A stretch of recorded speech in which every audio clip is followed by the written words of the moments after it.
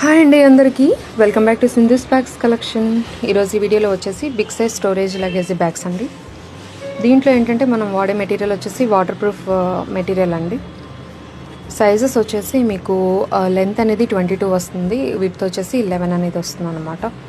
చాలా స్టోరేజ్ అనేది మీకు పడుతుంది అనమాట. ట్రావెలింగ్కి కానీ ఎక్కడికైనా స్టోరేజ్ పర్పస్గా కానీ కార్లో ఎక్కడికైనా మనం లగేజ్ తీసుకెళ్ళాలన్నా కానీ చాలా చాలా చాలా బాగా యూజ్ అవుతుందండి.